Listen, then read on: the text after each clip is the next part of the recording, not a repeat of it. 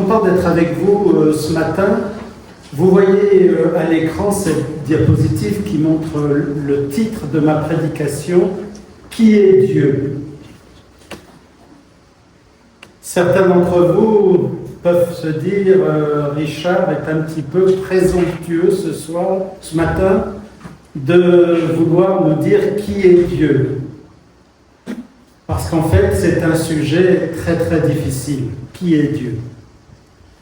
Et je vous dirais qu'au premier abord, ce n'était pas la prédication que je voulais vous présenter ce matin, mais comme certains d'entre vous le savent, de temps en temps, le vendredi soir, je vais à un groupe de prière ici à Toulon, qui est tenu par un couple de médecins qui sont membres de l'Église réformée et qui, tout en allant à l'Église réformée, observent le sabbat. Et le vendredi soir, ils ont un service de commencement de sabbat et ils m'y invitent de temps en temps. Et c'est ainsi que vendredi dernier, non pas hier, mais le vendredi d'avant, nous nous sommes rencontrés. Et en préparation à cette rencontre, la dame qui nous reçoit m'avait envoyé un message ou un mail avec un texte qui était en fait le credo de Nicée. Peut-être que pour certains ça dit quelque chose, pour d'autres un peu moins. Le credo de Nicée, c'est en fait un credo qui a été mis sur pied vers 321 par là, après la conversion de Constantin, et qui est un credo qui est encore récité dans l'Église catholique en particulier aujourd'hui, mais qui est accepté par l'ensemble des églises chrétiennes, aussi bien réformées, luthériennes, catholiques, d'autres églises protestantes. Nous ne nous attardons pas tellement sur les credos de l'Église ou sur les différents textes qui ont été votés par les différents conciles de l'Église, parce qu'un certain nombre de ces conciles ont véhiculé un certain nombre d'erreurs par rapport à la parole de Dieu. Et lorsqu'elle m'a envoyé donc ce credo de Nicée, elle m'a dit, voilà, c'est une nouvelle version qui a été concoctée par l'ensemble des églises chrétiennes qui sont à Jérusalem. Et l'intérêt de ce credo, c'est qu'il prend en compte l'amitié judéo-chrétienne, l'origine judéo-chrétienne ou judéo, je dirais, de Jésus, et ainsi inclut la synagogue dans ce credo et non pas simplement l'Église telle qu'il était rédigé auparavant. Et puis on a discuté donc de ce credo lorsque nous nous sommes rencontrés le vendredi. Et puis je lui ai dit, ok, moi il y a quelque chose qui me gêne dans ce credo. Et là je vous donne les 3 premiers articles avec lesquels nous pouvons en fait être d'accord. Je crois en un seul Dieu, le Père Tout-Puissant, Créateur du ciel et de la terre, de l'univers, visible et invisible. Je crois en un seul Seigneur Jésus-Christ, le Fils de Dieu, né du Père avant tous les siècles. Il est Dieu, né de Dieu, lumière, né de lumière, vrai Dieu, né du vrai Dieu. Engendré, mais pas créé. En fait, je ne vais pas lire tout le credo, c'est pas la peine, mais je voudrais vous dire ici qu'il y a un élément qui m'a gêné dans ce credo, je ne sais pas si vous l'avez vu, et ici je l'ai surligné, c'est parce que en fait ce credo a été conçu par l'Église, ou les pères de l'Église. L'Église catholique n'existait pas encore vraiment en 325, elle ne viendra qu'au VIe siècle de manière officielle lorsque l'évêque de Rome va prendre la suprématie sur l'ensemble des évêques. Mais là, c'est l'Église chrétienne, celle de Constantin. Eh bien, ce credo a été conçu, il a été fait pour contrecarrer l'opinion arienne de l'évêque Arius qui niait la divinité de Jésus et qui disait que Jésus a été créé par Dieu. Et donc ici, ce credo a voulu contrecarrer cette pensée arienne en disant que non, il n'a pas été créé, mais il a été engendré. Donc il y a une petite différence entre créer et engendrer. Et c'est pour cela qu'il y a cette insistance dans ce credo, lorsqu'il est dit né du Père avant tous les siècles, né de Dieu, né de lumière, né du vrai Dieu, engendré, mais non créé. Et là, je vous dirais que j'ai dit à ce groupe où j'étais vendredi que je suis très gêné par cette formulation de ce credo, parce qu'en fait, il présente Jésus comme étant né du Père avant tous les siècles. Et à partir du moment où il est né à un moment donné, c'est qu'il n'est pas éternel. Et nous pensons que Jésus est co-éternel, co-égal avec ce qu'on appelle Dieu le Père. Et en fait, si nous parlons du Père et du Fils, ce n'est pas une réalité, je dirais, tangible, mais c'est beaucoup plus une métaphore.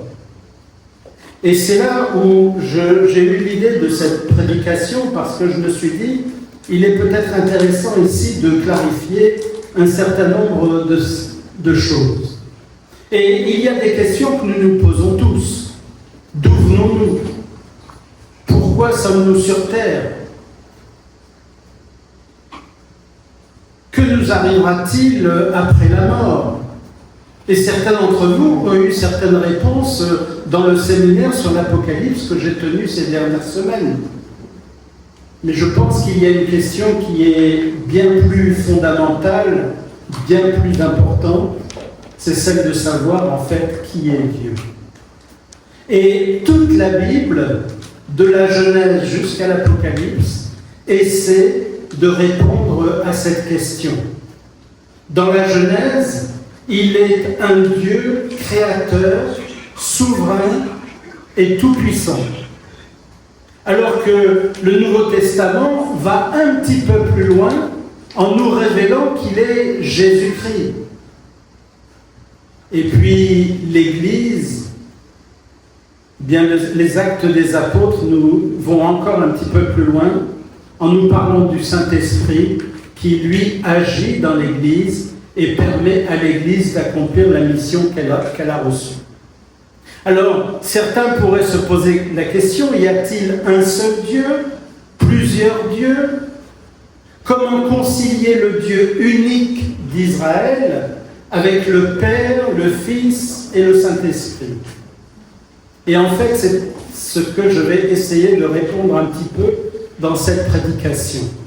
Parce que toute la Bible ne nous donne pas une définition de ce qu'est Dieu. Si vous pensez trouver la réponse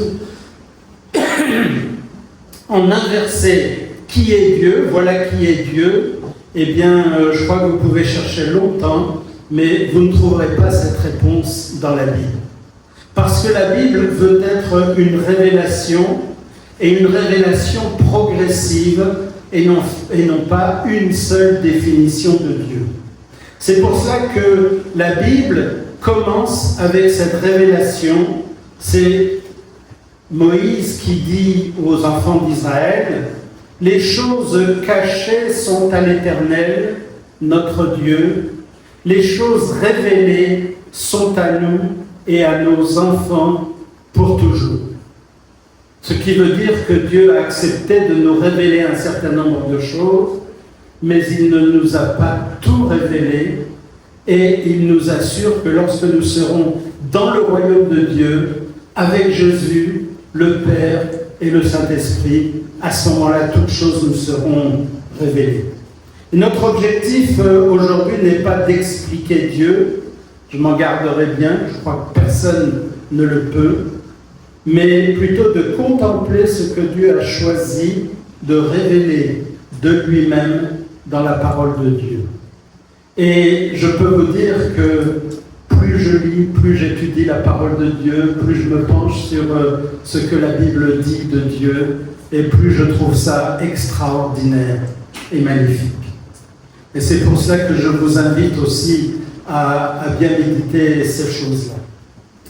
En fait, dès la création, dès la première page de la Bible, Dieu nous laisse entrevoir un mystère. Le premier verset de la Bible commence en disant « Au commencement, Dieu créa les cieux et la terre ». C'est une affirmation.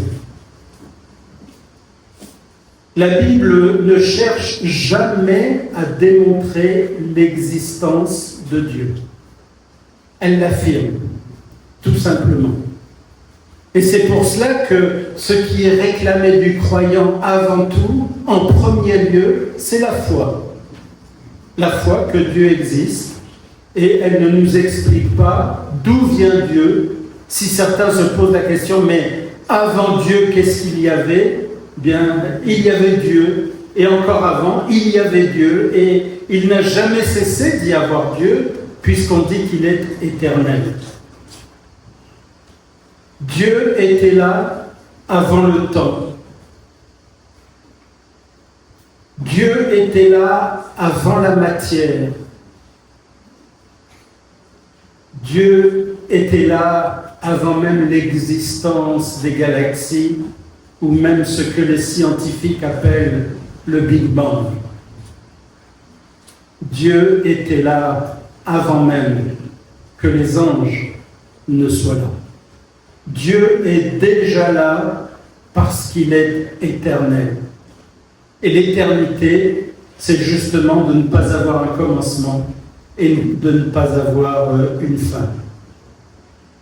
Mais lorsqu'on continue à lire le livre de la Genèse, on a une autre surprise qui est là, c'est que Dieu n'agit pas seul.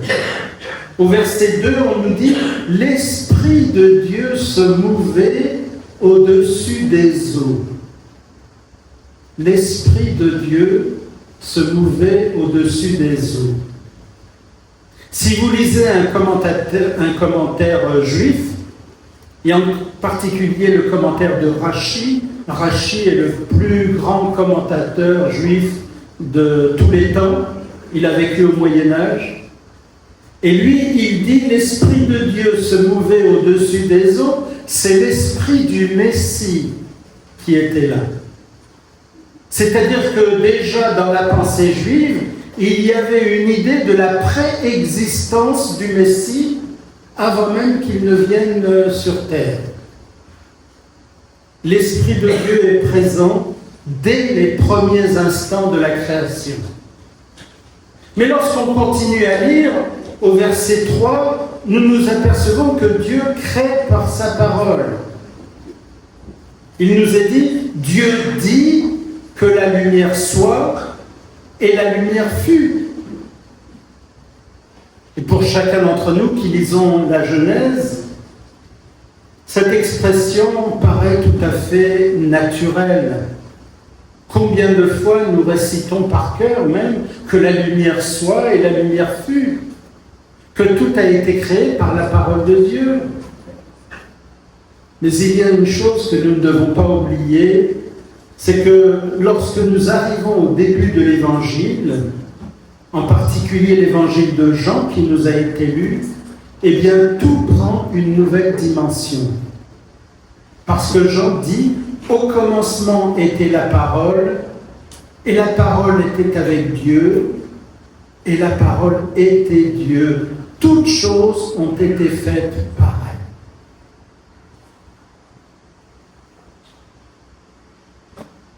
Au commencement était la parole.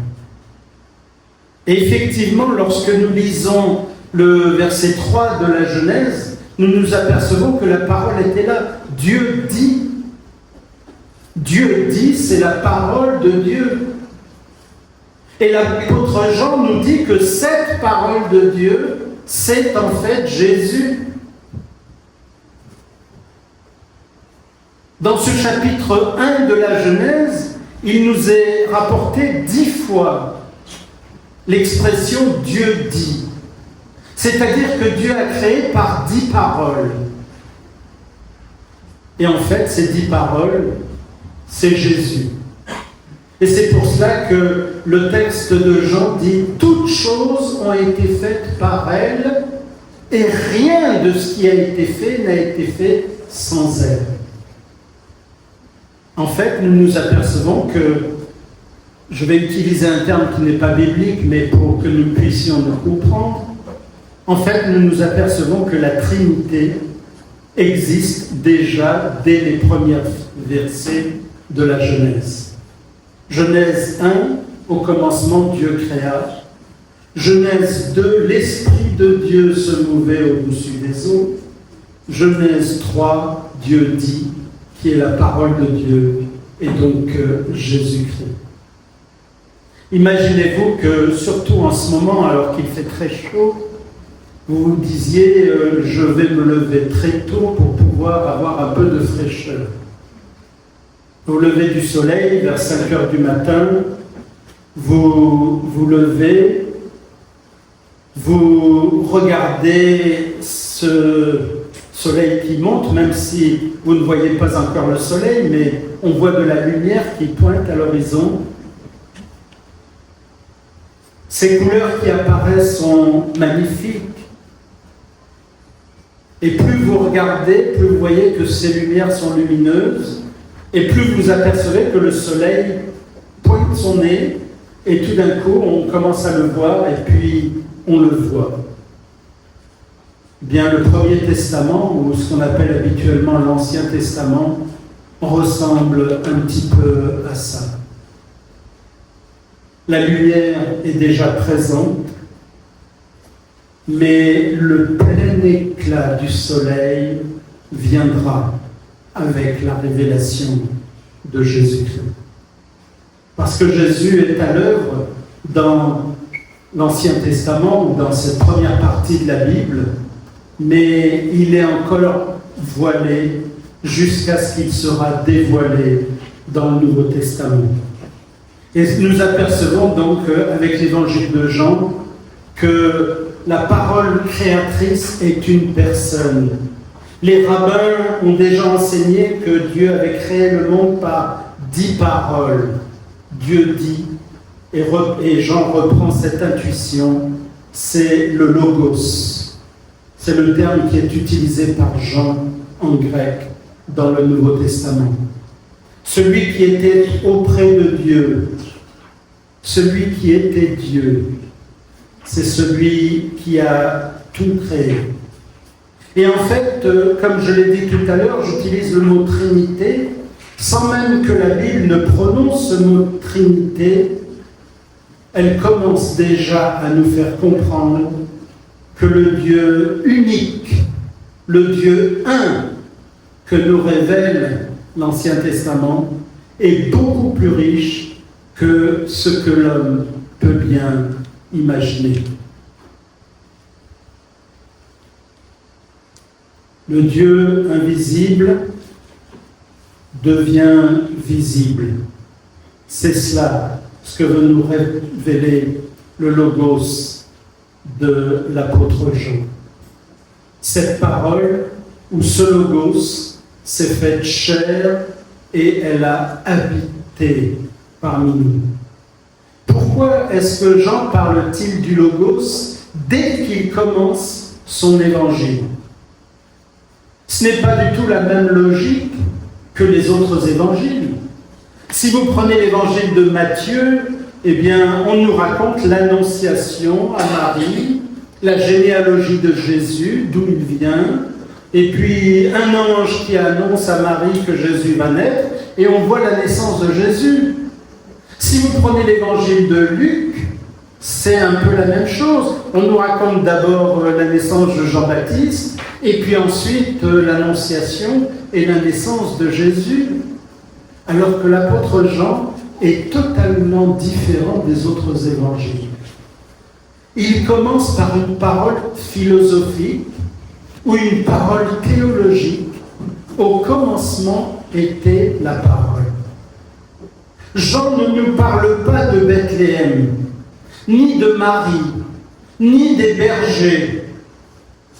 Il nous ramène bien avant la création.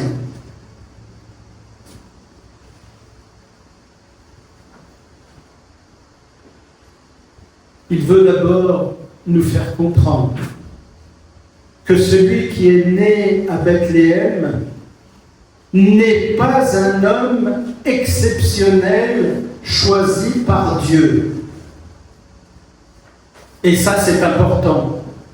Parce que dans le christianisme, il y a ce qu'on appelle l'adoptionnisme, qui prétend que finalement Jésus était un homme exceptionnel, un homme extraordinaire, et que Dieu l'aurait adopté comme fils de Dieu. C'est une erreur théologique. Ce n'est pas ce que la Bible nous révèle. Il n'entre pas dans l'histoire, dans l'existence, je dirais, à Noël. À Noël, on fête la naissance du Messie, on fête la naissance de Jésus. À mon avis, c'est une erreur. Parce que Jésus n'est pas né à Noël. Il n'est pas venu à l'existence à Noël. Jésus est simplement entré dans notre histoire à Noël. Parce qu'il existe de toute éternité. Et c'est pour cela que lorsque le credo de Nicée parle de Jésus qui est né de Dieu avant tous les siècles, né du vrai Dieu, né de tout ce que vous voulez, eh bien je suis très gêné par cette expression. Parce qu'il vaut mieux parler de l'incarnation plutôt que de parler de la naissance.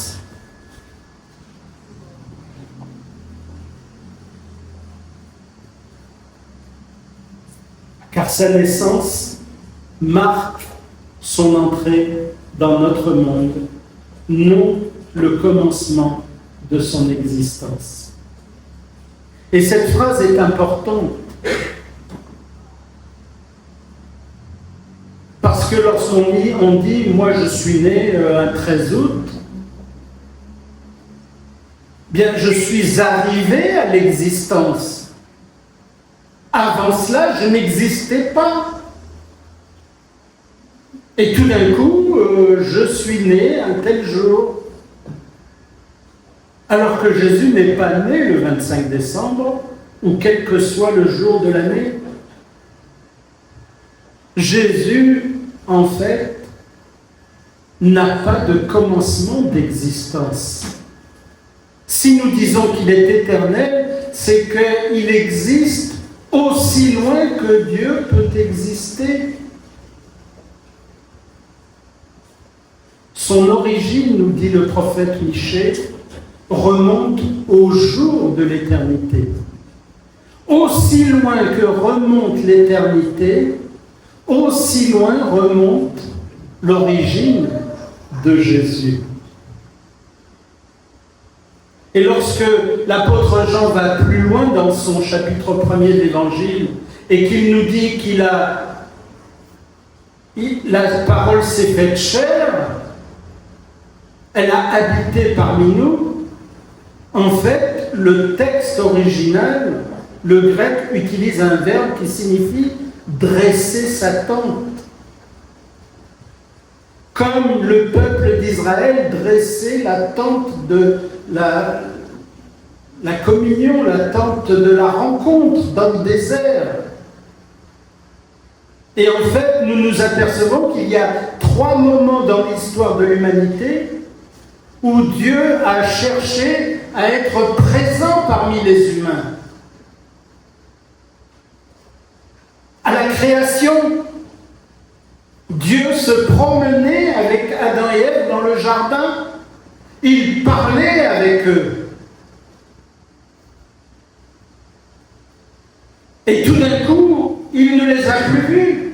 Adam, où es-tu? Et il y a eu là une rupture entre Dieu et les hommes. Mais Dieu n'a pas abandonné. Dieu a cherché à nouveau à venir habiter parmi les hommes. Et il a dit à Moïse, fais le sanctuaire d'après le modèle que je te montre sur la montagne, car j'habiterai au milieu de vous. Et comment Dieu a habité parmi les enfants d'Israël? Par le Saint-Esprit. Il n'avait pas encore la révélation que c'était le Saint-Esprit. Mais en fait, cette Shekhina qui montait dans le ciel, qui était une colonne de fumée la journée, qui était une flamme de feu la nuit, c'est le Saint-Esprit qui était là au milieu des enfants d'Israël. Et à nouveau, ce fut l'échec. Et la présence de Dieu s'est retirée de Jérusalem, du temple et du peuple de Dieu. Et puis Dieu a tenté à nouveau de venir habiter parmi les hommes, et ce fut l'incarnation de Jésus. En fait, chaque tentative d'habiter parmi les hommes, c'est une manifestation d'une des personnes de la Trinité. Dieu le Père, Dieu le Saint-Esprit et Dieu Jésus. Et lorsqu'on lit ce texte de Jean, effectivement, dès qu'on lit en grec qu'il a dressé sa tente, n'importe quel penseur juif, n'importe quel lecteur juif pense immédiatement au tabernacle. Et là, la véritable demeure de Dieu, alors qu'en plantant le tabernacle, il disait « J'habiterai au milieu de vous », la véritable demeure de Dieu ne va plus être un tabernacle, ne va plus être la tente, mais ça va être Jésus-Christ. La demeure de Dieu est désormais une personne. La gloire de Dieu habite en Jésus-Christ. Le tabernacle, le temple, la Shekhina, tout convergeait déjà vers Jésus-Christ et Dieu qui veut habiter parmi son peuple. L'apôtre Paul nous dit, car en lui habite corporellement toute la plénitude de la divinité. Paul ne dit pas une partie de Dieu habite en Jésus.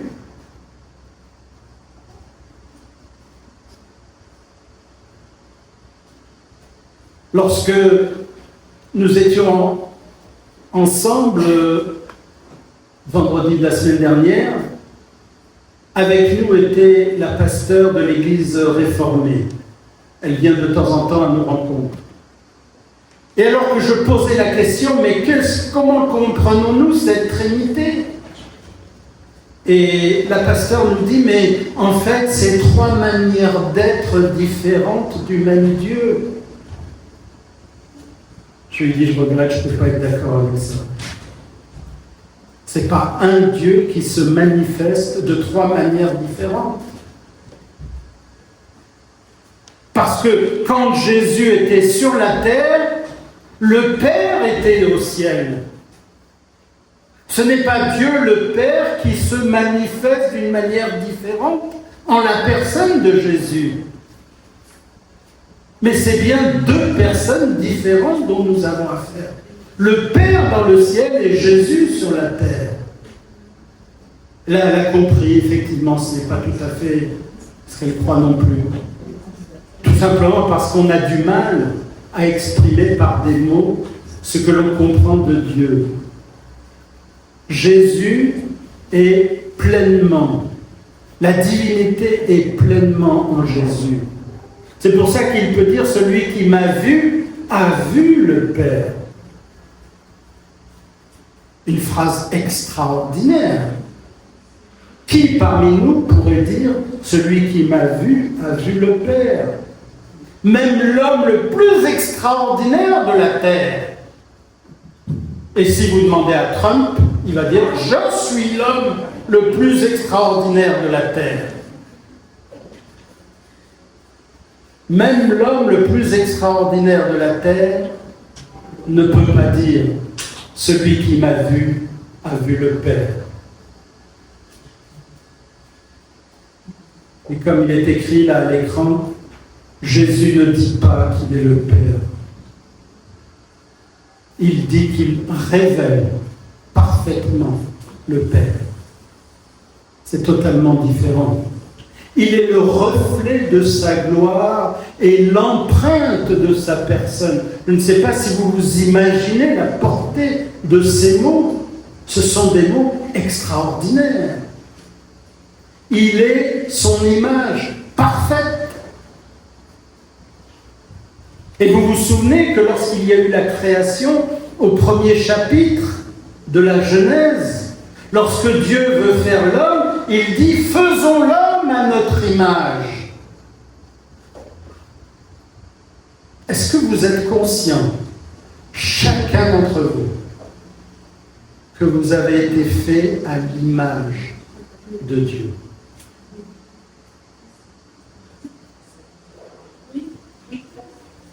J'ai lu un commentaire il n'y a pas très longtemps d'une professeure de philosophie l'université de Nanterre, qui est juive, et qui a écrit un bouquin sur la Genèse, qui s'intitule « Créé à l'image de Dieu ». Très intéressant comme livre.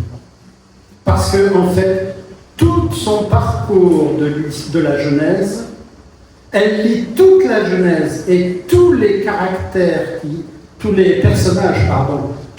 personnages qui apparaissent dans le livre de la Genèse à l'image de cette phrase, créé à l'image de Dieu. Où elle montre comment les personnages de la Genèse montrent que nous avons été créés à l'image de Dieu.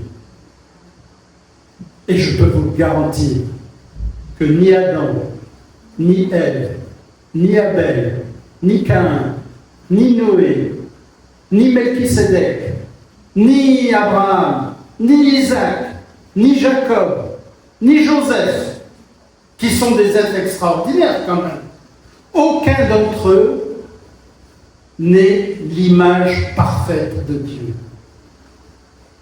Il n'y en a eu qu'un seul. Il a fallu attendre que Jésus arrive sur terre pour que nous puissions percevoir cette image parfaite de Dieu. Et Jésus a fait ce qu'aucun autre n'a pu faire. Tous les prophètes, Moïse en premier, ainsi parle l'Éternel. Jésus dit, mais moi je vous dis. Et ça, je peux vous garantir, vous n'en percevez pas la portée, mais c'était un scandale absolu pour le peuple d'Israël.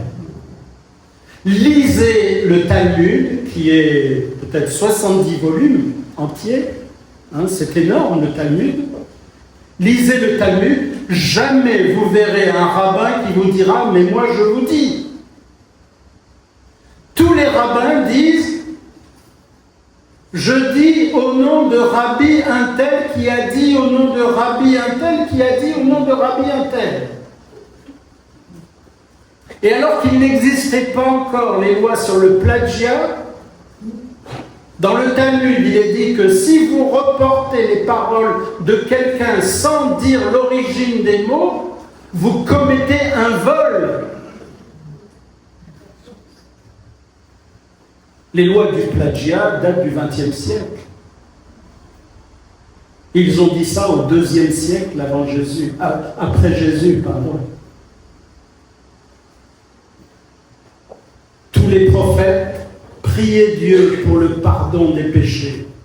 Et l'exemple le plus flagrant est certainement le prophète Daniel, au chapitre 9, qui prie Dieu pour le pardon des péchés du peuple et pour la reconstruction de Jérusalem, Jésus, lui, ne prie pas pour le pardon des péchés, mais il pardonne les péchés. Lui-même. Les prophètes renvoyèrent toujours à Dieu. C'est en lui que vous pouvez avoir le salut. C'est en lui que vous devez croire. C'est lui qui est la vérité. Voici ce qu'il nous a dit de vous dire. C'était toujours reporté à Dieu. Jésus ose dire, je suis le chemin, la vérité et la vie. Quand même extraordinaire. Jésus ne parlait pas comme les autres. Toute la vie, tout le ministère de Jésus était particulier. Et un jour, alors qu'il s'adresse aux enfants d'Israël, aux rabbins, aux prêtres qui sont là, « Avant qu'Abraham fût, je suis », disait-il. En grec, on nous rapporte « égoémie », mais Jésus ne parlait pas en grec. Jésus parlait en araméen ou en hébreu. Et dans cette langue, il n'y avait aucune ambiguïté. Il a repris le nom de Dieu avant qu'Abraham fût. Je suis l'Éternel.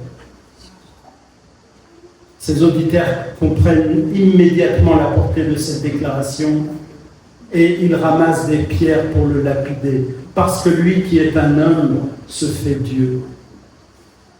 Ils ont très très bien compris ce qu'il a voulu dire. Ils comprennent que Jésus s'identifie à Dieu qui s'est révélé à Moïse dans le buisson ardent comme étant le grand « Je suis ».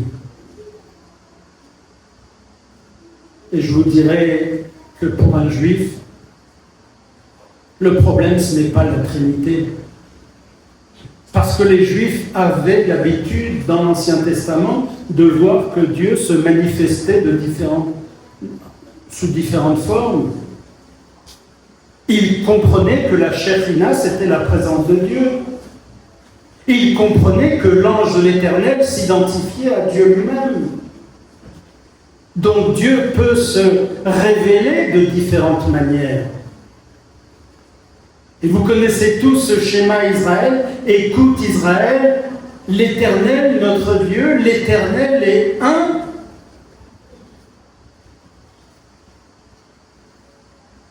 Et je vous garantis que même si les Juifs répètent ça tous les jours, 3 fois par jour au moins, le matin, le soir et avant de se coucher, ils comprennent qu'il y a une anomalie dans cette phrase. Parce qu'il y a 3 fois le nom de Dieu. Écoute Israël, l'Éternel, notre Dieu, Elohim, l'Éternel est Dieu, est un. À tel point que le Zohar, qui est un autre livre d'explication biblique, comme le Talmud, le Zohar pose cette question en étudiant ce texte. Comment 3 peuvent faire 1 ? Comment 3 peuvent faire 1 ? Ils n'ont pas répondu à cette question. Et si les Juifs ont un problème avec le christianisme, c'est parce qu'ils nous accusent d'adorer un homme. Pour un Juif, affirmer que Jésus est Dieu relève de ce qu'on appelle en hébreu avodah zara, c'est-à-dire l'idolâtrie. C'est une objection sérieuse qui mérite d'être entendue. Mais elle repose avant tout sur un malentendu. Le Nouveau Testament n'enseigne nulle part qu'un homme aurait été élevé au rang de Dieu. Elle enseigne exactement le contraire. Dieu est descendu jusqu'à nous. Ce n'est pas un homme qui est élevé au rang de Dieu. Lorsque nous adorons Jésus, nous n'adorons pas un homme, mais c'est Dieu qui est descendu jusqu'à nous. Ce n'est pas un homme qui monte vers le ciel, mais c'est le Créateur qui vient partager notre condition. Et c'est ce que dit l'apôtre Paul dans Philippiens au chapitre 2. Celui qui était en forme de Dieu n'a pas considéré comme une proie à arracher l'égalité avec Dieu, mais il s'est dépouillé de lui-même pour devenir semblable à chacun d'entre nous. Il ne s'est pas accroché à ses privilèges. Il s'est abaissé. Il a pris la condition d'un serviteur. Il s'est fait homme.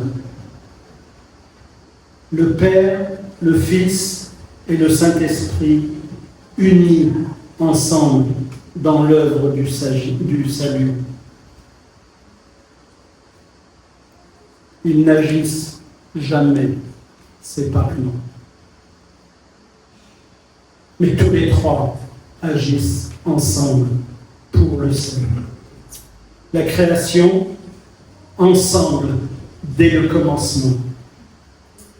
La rédemption, ensemble, dans le salut. Le rétablissement de toutes choses, ensemble, pour toujours. Et il est intéressant de noter que si vous étudiez le chapitre 22 de la Genèse, c'est le chapitre du sacrifice d'Isaac, eh bien vous apercevez qu'il y a un seul mot qui revient 3 fois dans ces 19 versets. Le mot « ensemble ». Le Père et le Fils, ensemble, vont vers le mont Moria. Le Père et le Fils, ensemble, vont vers l'autel et acceptent que le Fils soit mis sur l'autel. Le Père et les serviteurs retournent ensemble vers la demeure d'Abraham. Le mot « ensemble » revient 3 fois et c'est le seul mot de tout le chapitre. Toute l'histoire du salut est une œuvre commune de la divinité. Ce qu'ils font, ils le font ensemble. Et lorsque nous regardons le baptême de Jésus, la Trinité est encore présente. Le Père parle. Lorsque Jésus est dans les eaux du baptême, celui-ci est mon Fils bien-aimé, en qui j'ai mis toute mon affection. Le Fils est baptisé, puis il sort de l'eau, et le Saint-Esprit descend comme une colombe sur le Fils. Les 3 personnes de la divinité étaient présentes au moment du baptême de Jésus. Et cette unité absolument parfaite, je peux vous dire que ce n'est pas une rivalité entre les 3. Le Fils ne peut rien faire de lui-même. Il ne fait que ce qu'il voit faire au Père. Quand on est 2 ou 3, en général, il y a compétition. On veut être mieux reconnu que l'autre. On veut avoir plus de promotion que l'autre. Entre le Père et le Fils, il n'y a pas de concurrence. Ils se complètent les 3. Cette parole ne signifie pas que Jésus serait inférieur au Père, mais elle nous révèle l'unité parfaite qui existe entre le Père et le Fils. Il n'y a ni rivalité, ni concurrence, il y a une parfaite communion entre le Père, le Fils et le Saint-Esprit. Et c'est pour ça que Jésus peut dire dans l'évangile de Jean, « Moi et le Père, nous sommes un ». Toute l'action de la divinité est marquée par une communion parfaite, sans jalousie, sans compétition, sans recherche de prestige. Le Fils prie pour que le Père envoie le Saint-Esprit. Je prierai le Père, il vous donnera un autre consolateur, afin qu'il demeure éternellement avec vous. C'est à nouveau une nouvelle tentative pour que le Saint-Esprit habite parmi son peuple. Le Fils prie le Père, et le Père envoie le Saint-Esprit.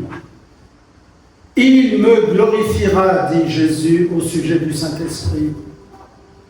Le Saint-Esprit n'est pas envoyé pour attirer les regards sur lui-même. Sa mission est de glorifier le Christ. Et je crois que là, nous avons un modèle pour notre Église. Aucune personne ne devrait chercher sa propre gloire.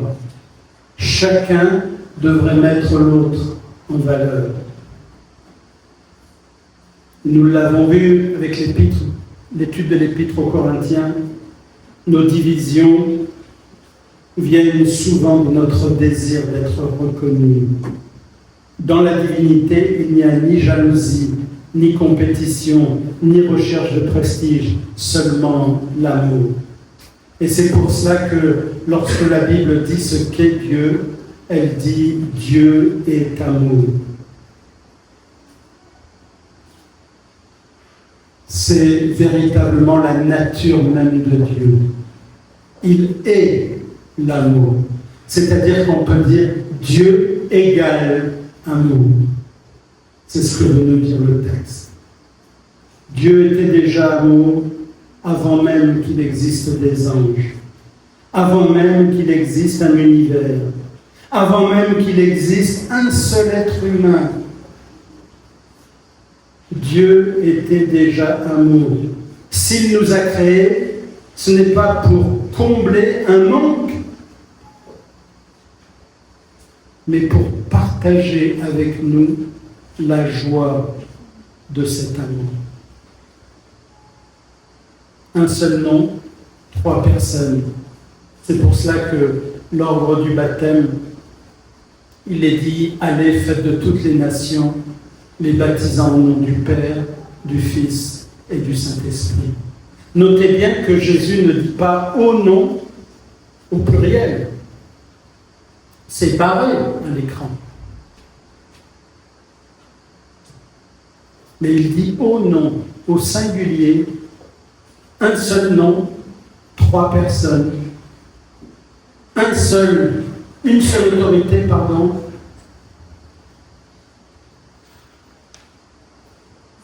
une seule divinité.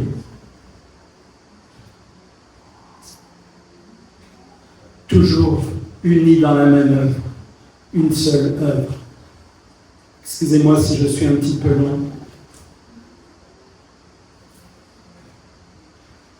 La bénédiction apostolique, que la grâce du Seigneur Jésus-Christ, l'amour de Dieu et la communion du Saint-Esprit soient avec vous tous. C'est le Père qui nous appelle, le Fils qui nous sauve et le Saint-Esprit qui nous transforme. Mais ils n'agissent jamais séparément. Pourquoi Dieu a-t-il choisi de se révéler ainsi? Cette révélation n'est pas destinée à satisfaire notre curiosité. Elle transforme notre relation avec lui. Et c'est toujours Dieu qui vient vers nous. Au Jardin d'Éden, c'est Dieu qui cherche Adam. Après le déluge, c'est Dieu qui appelle Noé. À Ur en Chaldée, c'est Dieu qui appelle Abraham. Au buisson ardent, c'est Dieu qui appelle Moïse. Et chacun d'entre nous aujourd'hui, si nous sommes présents dans cette église, c'est parce qu'un jour Dieu nous a appelés. Ce n'est pas nous qui avons décidé d'aller vers Dieu, mais c'est lui qui nous a cherchés, c'est lui qui nous a appelés. Et c'est alors que vient l'incarnation pour nous rappeler qui est ce Dieu qui est venu parmi nous. Il a pris notre fatigue, nos larmes, notre souffrance, la mort. Il a tout pris pour que nous puissions recevoir le salut. Parce qu'il voulait révéler l'amour de Dieu son Père. Il voulait nous le montrer d'une manière concrète. Dieu a tant aimé le monde qu'il a donné son Fils unique afin que quiconque croit en lui ne périsse point. Si nous pouvions expliquer Dieu entièrement, il ne serait plus Dieu. C'est pour cela que Moïse dit que les choses cachées sont à l'Éternel notre Dieu, les choses révélées sont à nous. Et la foi ne consiste pas à tout expliquer, mais elle consiste à faire confiance. Je passe un petit peu plus vite, excusez-moi. Un jour, nous le verrons tel qu'il est, lorsque Jésus reviendra. Et en fait, la Trinité, c'est la révélation du Dieu vivant, un Dieu unique, éternel, créateur, sauveur et consolateur. Il est tout à la fois. Et le Père nous a aimés, le Fils est venu jusqu'à nous, et le Saint-Esprit habite en nous. Mes amis, ayons de la reconnaissance envers Dieu. Il n'y a qu'un seul Dieu, le Père est Dieu, le Fils est Dieu, le Saint-Esprit est Dieu. Et pourtant, ils ne sont pas trois dieux, ils sont le seul vrai Dieu. À lui soit la gloire, l'honneur, l'adoration, aujourd'hui, demain et pour l'éternité. Amen.